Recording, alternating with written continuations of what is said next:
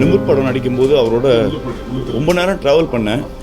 குற்றாலத்துலேருந்து சென்னை வரைக்கும் ட்ராவல் பண்ணும்போது அவர் பிறக்கும் போது ஒரு சின்ன இன்சிடெண்ட்லேருந்து அவருக்குள்ள பிரச்சனைகள்லாம் சொல்லிட்டு வந்து ரஜினி சார் ஹீரோ ஆகி போஸ்டரில் ஒரு ஹீரோவை போடும்போது என்ன பிரச்சனை, ரொம்ப லாங் கான்வர்சேஷன் அவரோட நான் பேசியிருக்கேன்.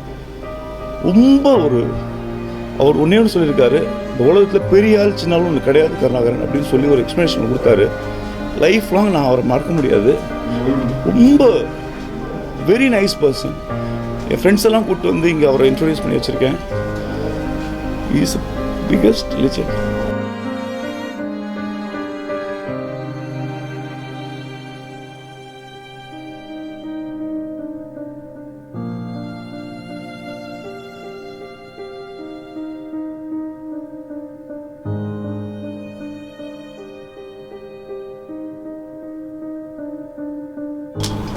மிக மிக நெருங்கிய நண்பர் மகேந்திரன் சார் அவர்கள். எங்களுடைய நட்பு வந்து சினிமாவை தாண்டி இருந்தது. ரொம்ப ஆழமான நட்பு. எனக்குள்ளே வந்து இன்னொரு ரஜினிகாந்த் இருக்கான்னு சொல்லிட்டு எனக்கே காட்டியவர் மகேந்திரன் சார் அவர்கள்.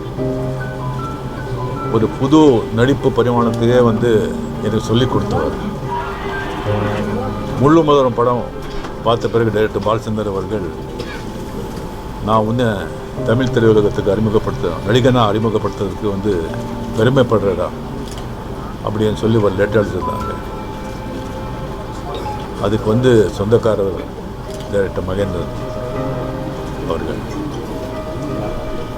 இப்போ வந்து ரீசெண்டாக அந்த பேட்டை படத்தில் வந்து நம்ம நிறைய ஒரு 2-3 நாள் வந்து நம்ம கூட ஷூட் பண்ணோம். ரொம்ப நாள் கழித்து ரொம்ப பேசுகிறோம்.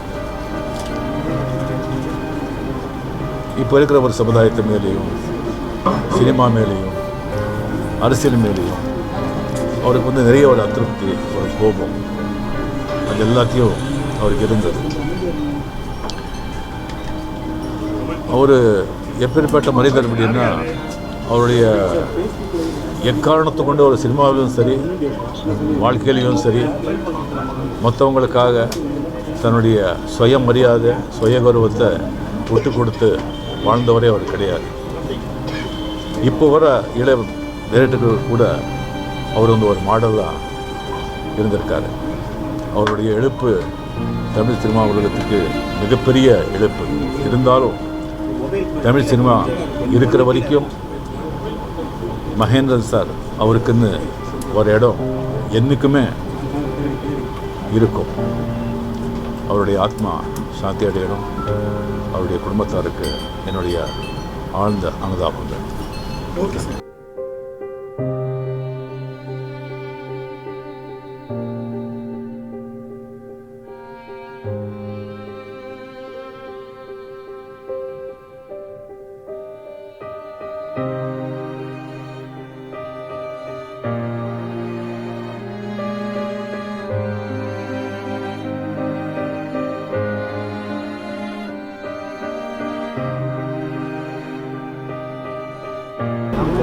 மகேந்திரன் அவர்களுடன் எனக்கு வெகு நாளைய நட்பு.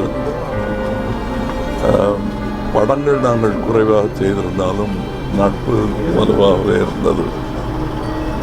பக்கத்து ஊர்க்காரர், பரமக்குடிக்கு பக்கத்து ஊர்க்காரர். அது ஒரு நெருக்கம் போக திறமையாளர் என்று நான் வியந்த மனிதர்களில் அவர் ஒருவர். தங்கப்பதக்கம் காலத்திலிருந்தே தெரியும். பிறகு கூடி பல படங்கள் செய்திருக்கிறோம். ஆனால் முதலில் முள்ளு மலரும் படத்தில் நான் நடிக்கிறதா இருந்துச்சு. திரு பாலுமந்திரா அவர்களையும் தமிழ் படம் செய்ய அவ்வளவா ஆர்வம் இல்லாமல் இருந்த பாலுமந்திரா அவர்களையும் இவரையும் எங்கள் வீட்டில் இப்பொழுது மக்கள் நீதி மையம் ஆஃபீஸாக இருக்கும் இடத்தில் அவங்க 2 பேரையும் சந்திக்க வைத்தது இன்றும் பசுமையாக என் மனதில் நினைவிருக்கிறது. 2 பேர் கையையும் சேர்த்து வச்சு வெற்றி படம் எடுங்கள் என்று சொன்னேன். அதுபோலவே அவர்கள் செய்தார்கள். அந்த படத்துக்கு கிட்டத்தட்ட ப்ரொடக்ஷன் மேனேஜர் மாதிரி நான் கடைசி நாளெல்லாம் வேலை பார்த்துருக்கேன். ஏன்னா படம் அற்புதமான படம் என்று எனக்கு தெரியும். அது எக்காரணத்தை கொண்டும் தடைபட்டு விடக்கூடாது என்று நாங்கள் எல்லோரும் முயன்று வெளிக்கொண்டு வந்த படம்தான் முள்ளும் மலரும். அதற்கு பிறகு தொடர்ச்சியாக பல அற்புதமான படங்களை அவர் எடுத்துக் கொண்டிருந்தார். அவரை பார்த்து சினிமா எடுக்க வேண்டும் என்று ஒரு இளைய கூட்டமே புறப்பட்டு வந்தது என்பது மிகையாக அவர் சொன்னார். அற்புதமான மனிதர். ஆரம்பங்கள் எளிமையாக இருந்தாலும் அவருடைய முடிவு உன்னதமான உச்சத்தை தொட்ட பிறகுதான் ஏற்பட்டிருக்கிறது என்பதில் எனக்கு சந்தோஷம்.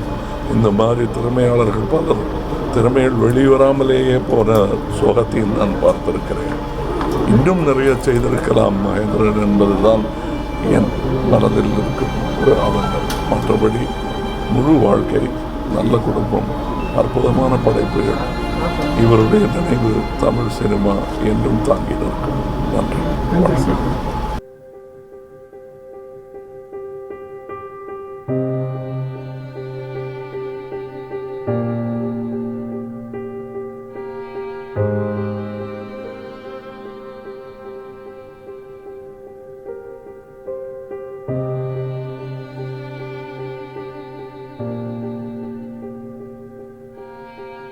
மகேந்திரன் சாருடைய படங்களை பார்த்து தான் நான் வந்து டைரக்டர் ஆகணுன்ற எண்ணமே வந்துச்சு. அவர் தான் எனக்கு பெரிய இன்ஸ்பிரேஷன். அவருடைய எல்லா படங்களும் உதிரிப்பூக்கள், நெஞ்சத்தை கிள்ளாது, நண்டு, மெட்டி, முள்ளும் மலரும், இந்த மாதிரி படங்கள்லாம் பார்த்துட்டு போகும்போது அப்படியே மனசுலேயே நிற்கும். படம் பார்த்து முடிஞ்சு ஒரு 2-3 நாள் மனசில் அப்படியே நின்றுட்டே இருக்கும். இப்போ பார்த்திங்கன்னா வருஷக்கணக்கில் நிற்கிது மனசில். So very great film maker. அவர் இன்றைக்கி இல்லாதது வந்து ரொம்ப கஷ்டமாக இருக்குது. இப்போது 2.2 படத்தில் கூட ஒரு அந்த அக்ஷய்குமார் கதாபாத்திரத்துக்கு வந்து டப்பிங் பேசணும்னு கேட்டேன். யோசிக்கவே இல்லை, உடனே வந்து நான் பண்ணித்தரேன் அப்படின்னு சொல்லி பண்ணி கொடுத்தாங்க. அதை பயன்படுத்த முடியாமல் போயிடுச்சு. ரொம்ப கஷ்டமாக இருக்குது அவர்களால். நன்றி. மகேந்திரன் சார் கூட நான் மெட்டிங்கிற படத்தில் ஒர்க் பண்ணியிருக்கேன்.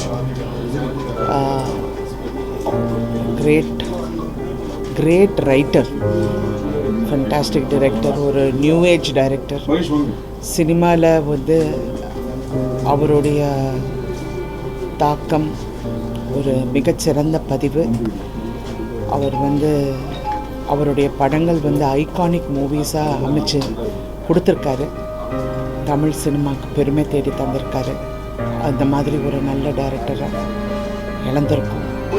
மறைந்த இயக்குனர் மகேந்திரன் அவர்களோட ஒரு படம் பணியாற்றிய அந்த வாய்ப்பு எனக்கு கிடச்சிது. உண்மையாகவே என்னுடைய தந்தையாக அந்த படத்தில் நடிச்சிருந்தார். ஆனால் உண்மையாகவே என்னுடைய தந்தையை போலவே என் மீது மிகுந்த பாசமும் அன்பும் கொண்டவர். என் மீது மட்டுமல்ல, தந்தையார் மீது ரொம்ப அன்பு செலுத்தக்கூடியவர். அவருடைய மறைவு சினிமா உலகத்திற்கு மட்டுமல்ல, தமிழக மக்களுக்கே ஒரு பெரிய இழப்பு. அவருடைய இந்த மறைவு கேட்டு தலைவர் அவர்கள் ரொம்ப வருத்தப்பட்டாங்க. பிரச்சாரத்தில் இருக்கிறதுனால பங்கேற்க முடியல. அதனால் என்னை அனுப்பிச்சி வச்சாங்க. கண்டிப்பாக அவங்க குடும்பத்துக்கு எங்களுடைய கலைஞர் குடும்பம் சார்பாக ஆழ்ந்த இரங்கலை தெரிவித்துக் கொள்கிறேன். நன்றி. சினிமாவை நோக்கி வர்றவங்களில் 2 விதமான பேர் தான். ஒன்று வந்து எப்படியாவது சினிமாவில் வந்துடணும் அப்படின்னு வர்றவங்க. இன்னொரு பிரிவு வந்து இவர் மாதிரி சினிமாவில் வரணும் அப்படின்னு நினச்சி வர்றது. இந்த இவர் மாதிரி அப்படின்னு சொல்கிறதுக்கு வந்து உதாரணமாக இருக்கிறது சினிமாவில் சாதித்தவங்க, கலங்கரை விளக்கமாக இருக்கவங்க, அப்படி சில பேர். அதில் வந்து Sridhar sir, Balachandran sir, Balu Mahendran sir. So அந்த மாதிரி மகேந்திரன் சாரும் ரொம்ப முக்கியமான ஒருத்தர். நல்லா உச்சத்தில் இருந்த நட்சத்திரங்கள் அவங்களோடையும் ஒரு வேலை பார்த்துருக்காரு. அதில் அவருக்கு பங்கு இருக்குது. அதே மாதிரி சில நட்சத்திரங்கள் உச்சத்துக்கு வர்றதுக்கும் அவருடைய பங்கு ரொம்ப முக்கியமானதாக இருக்குது. ஸோ இன்றைக்கி சினிமாவில் வந்து சினிமா இருக்கிற வரைக்கும் பேர் சொல்கிற அளவுக்கு அவருடைய படைப்புகளுக்கு அது மட்டும் இல்லாமல் அவர்கிட்ட இருந்து வந்த படைப்பாளிகள் நிறைய பேர் இருக்காங்க. அவருடைய பேர் என்றைக்கும் சொல்லிகிட்டே இருப்பாங்க. அதனால் சினிமா உள்ளளவுக்கும் அவருடைய பெயர் புகழ் என்றைக்கு இருந்துகிட்டு இருக்கும். இருந்தாலும் அவருடைய இழப்புங்கிறது வந்து ஒரு பெரிய இதுதான், மனக்கூட தான். அதனால் அவருடைய குடும்பத்தாருக்கு என்னுடைய குடும்ப சார்பாகவும் எங்களுடைய எழுத்தாளர்கள் சங்கத்து சார்பாகவும் டைரக்டர் சங்கத்து சார்பாக ஆழ்ந்த இடங்களை தெரிவிச்சுக்கிறோம். அவர் ஆத்மா சாந்தி இல்லைன்னு சொல்லி ஆனவன் பிரார்த்தனை பண்ணி எங்களுடைய நம்ம அந்த இரங்கலை வந்து தெரிவிச்சுக்கிறோம். மகேந்திரன் சார் எங்களுக்கெல்லாம் ஒரு முன்னோடி. அவர் தான் நாங்கள் சினிமா படம் எல்லாருக்குமே தமிழ் சினிமா எடுக்கணும்னா அவர் தான் எங்களுக்கு வந்து ஒரு பாடமாக இருந்தார். அவர் மறைவு ரொம்ப எங்களுக்கெல்லாம் ரொம்ப வருத்தமாக இருக்குது. ஏன்னா அவரோட பேட்ட படத்துலேயும் நான் நடித்தேன் அவரோட. அப்புறம் கொம்பு வச்ச சிங்கண்டா இந்த படங்கள்லாம் பண்ணும்போது அவரோட நான் பழகுறதுக்கு ரொம்ப வாய்ப்புகள் இருந்தது. அவர் கூடயே இருந்தோம் 20 நாள் 25 நாள் அவர் கூடயே வாழ்ந்த ஒரு விஷயம். நிறைய விஷயங்கள் என்கிட்ட சொன்னார். எப்படி படம் பண்ணார், அவருடைய உதிரிப்பூக்கள், முள்ளு மலரும் படங்களை பற்றி எல்லாமே பகிர்ந்துக்கிட்டோம். அவரோட அது மறக்க முடியாமல் இருக்கு. ஏன்னா இப்போ தான் அந்த படம் முடிஞ்சது. ஒரு ஹாஸ்பிட்டலில் பார்த்தப்ப கூட நல்லா வரணும் அப்படின்னு தான் நான் நினச்சேன். நல்லா வந்துடணும் மீனணுன்ட்டு நாங்கள் பேசிகிட்டு இருக்கும்போது கூட அவர்கிட்ட சொன்னேன், சார் நான் மறுபடியும் நடிச்சிட்டு இருக்கக்கூடாது, நீங்கள் உங்கள் கதை வசனத்தில் நான் டைரக்ட் பண்ணணும் அப்படின்லாம் சொன்னேன். பண்ணுவோம் அப்படின்லாம் சொன்னார். ஸோ அது முடியாமல் போன வருத்தமும் இருக்குது. அவர் இருந்தாலும் காலத்தால் அழியாதவர் அவர். ஸோ மகேந்திரன் சாரோட இழப்பு தமிழ் சினிமாவுக்கு வந்து ரொம்ப பெரிய இழப்பு தான்.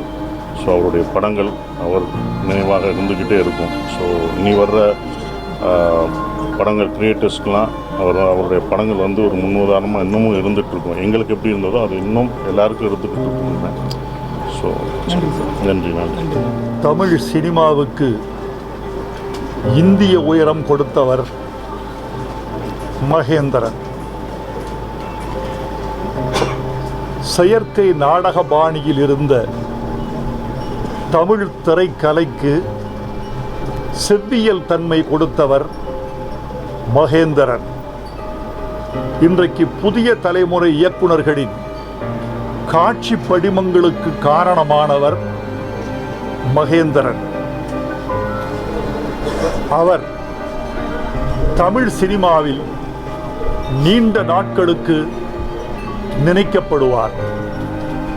இந்திய திரைப்படங்களில் சிறந்த படங்கள் என்று ஒரு நீண்ட பட்டியலிட்டால் அதில் கட்டாயம் உதிரிப்பூக்கள் இடம்பெறும். ஒரு மேடை இயக்குனர் பாலச்சந்தர் கேள்வி கேட்கிறார் சூப்பர் ஸ்டார் ரஜினிகாந்தை பார்த்து, உங்களுக்கு பிடித்த இயக்குனர் யார்? பாலச்சந்தர் நினைத்தார் தன் பெயரை சூப்பர் ஸ்டார் உச்சரிப்பார் என்று. ரஜினிகாந்த் சொன்னார், எனக்கு பிடித்த இயக்குனர் மகேந்திரன் என்று. ஒரு கலை உலக வாழ்வில் ஒரு திருப்பத்தை ஏற்படுத்தியவர் மகேந்திரன். எம்ஜிஆர் அவர்களை பார்த்து ஒரு கேள்வி கேட்டார் மகேந்திரன். அதுதான் எம்ஜிஆரையே மகேந்திரனை திரும்பி பார்க்க வைத்தது. அவர் கேட்ட கேள்வி, ஒரு குதிரையில் சவாரி செய்கிற ஒரு வீரன் எப்படி பாட்டு பாடி கொண்டு வர முடியும்? இப்படி கேள்வி கேட்டு திரை உலகத்தை திருப்பியவர் மகேந்திரன். மகேந்திரன் மீது எனக்கு தனிப்பட்ட ஒரு மதிப்பு உண்டு. நாவல்களை திரைப்படமாக்கி படைப்பிலக்கியத்திற்கு பக்கத்தில் திரைக்கலையை கொண்டு வந்த பெருமை மகேந்திரனுக்கு உண்டு. அவரது முள்ளும் மலரும் உமாச்சந்திரன் எழுதிய நாவல், அவருடைய உதிரிப்பூக்கள் புதுமைப்பித்தனின் சிற்றன்னையை தழுவியது. இப்படி படைப்பிலக்கியத்தையும் கலை இலக்கியத்தையும் ஒரே சம அந்தஸ்துக்கு கொண்டு வந்தவர் நம்முடைய மகேந்திரன் அவர்கள். எனக்கும் அவருக்கும் தனிப்பட்ட ஒரு உறவு உண்டு. என்னுடைய முதல் பாட்டு பொன்மாலை பொழுது பாரதி ராஜாவின் நிழல்கள் படத்திற்கு எழுதியது என்ற போதிலும் வெளிவந்த படம் காளி. காளிதான் நான் பாட்டு எழுதி வெளிவந்த முதல் திரைப்படம். அந்த திரைப்படத்தின் கதாசிரியர் மகேந்திரன். அந்த படத்தில் இடம்பெறும் பத்திரகாளி, உத்தமசீலி, சொல்லடி சத்திய நீதி என்ற அந்த பாடலுக்கான கதை சூழலை விவரித்து என்னை எழுத வைத்த அந்த பெரிய வாய்ப்பை கொடுத்தவர் மகேந்திரன் என்றால் அது மிகையில்லை. மகேந்திரனுடைய மறைவு என்பது வெறும் உடலுக்கானது, கலைக்கானது அல்ல. தமிழ் சினிமாவுக்கு நிறைய மறதி இருக்கிறது, தமிழர்களுக்கே நிறைய மறதி இருக்கிறது. மறக்கப்படக்கூடாதவர்கள், மறதியின் வெளிகளை தாண்டி நினைக்கப்பட வேண்டியவர் மகேந்திரன். அவர் புகழ் நீடு வாழ்க. அவர் இழந்து வாடும் கலை அன்பர்களுக்கும் குடும்பத்தார்க்கும் என் ஆழ்ந்த இரங்கலை தெரிவித்துக் கொள்கிறேன். ஹாட் சினிமா அப்டேட்ஸ் உங்களுக்கு தெரிஞ்சுக்கணும்னா உடனே நம்மளுடைய ஃபன் நெட் வீடியோவை லைக் பண்ணுங்க, ஷேர் பண்ணுங்க, கமெண்ட் பண்ணுங்க, மறக்காம சேனலை சப்ஸ்கிரைப் பண்ணுங்க.